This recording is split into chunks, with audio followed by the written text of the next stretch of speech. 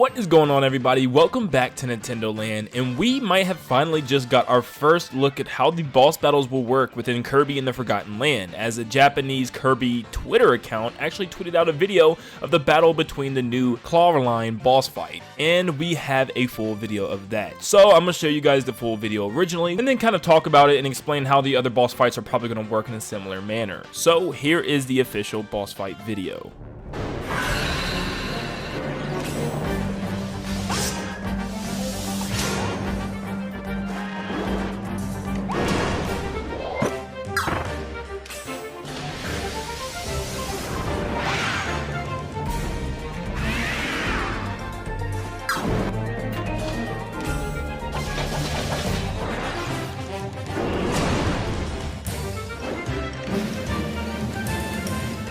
So this will be the boss of the theme park world like we suggested before, as everything's kind of circus themed. It was pretty obvious, but we get a full-fledged fight scene and we get to see exactly how these boss battles are going to take place in these 3D platforms for once. Now we've seen one with obviously Goromando, the giant monkey, but that was only a quick brief segment, as this is a more in-depth look of how this would work. Now, just like the 2D Kirby games, Kirby will be able to attack any boss in any way that he wants. He can suck up and spit out stars at it that they leave from different attacks, or he can eventually get copy abilities. Now I don't know if these copy abilities come from enemies or they come from, bringing them in from the beginning. I don't know, but we have seen Kirby fighting bosses with different capture abilities. So we do get a scene of Kirby dodging all these different attacks from Clawline, but if you pay attention, Kirby does a quick spot dodge that he can do in most of his 2D games, and this spot dodge looks like it almost puts Kirby in a little bit of a slow motion, and not just because I'm slowing down the video, but he's literally kind of slowing down time a little bit, almost like he's doing a quick time dodge. Maybe this is a type of counter to where when Kirby does it at the right time, he'll be able to slow down time and be able to attack the boss without her moving as fast. Now this happens a lot in fast-paced fighting games where you'll actually have to dodge at the very last second in order to get some type of counterattack measure, so this looks like this is what Nintendo is going for, which actually looks really cool and might,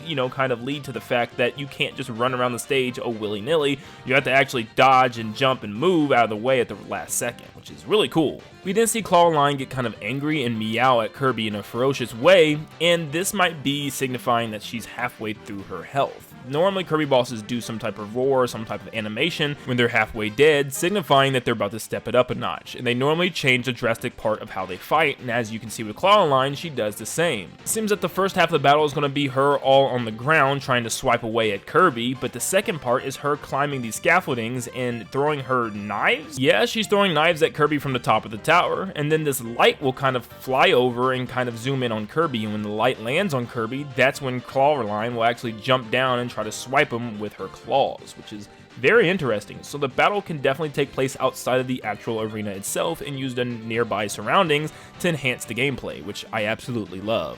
And at the end of the video, what's very interesting is Clawline just jumps up in the air and disappears with confetti everywhere. Now, at first I thought this was going to be some type of attack where she disappears and reappears, but I think this is the end of the battle. There must have been some type of dialogue part where Kirby's just standing still listening to her talk, and then she disappears, probably to return again later on in the game. Now, this actually improves the theory that I had that you actually fight the main world bosses multiple times within a world, and this may not even be the last time you fight Clawline. This might be one of the first times you fight her within that world, and let me explain what I mean.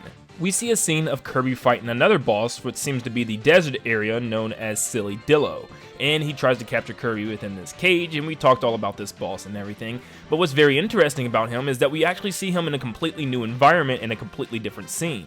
We get an image of, once again, Silly Dillo, but if you look at the environment, this time we're outside in a different area.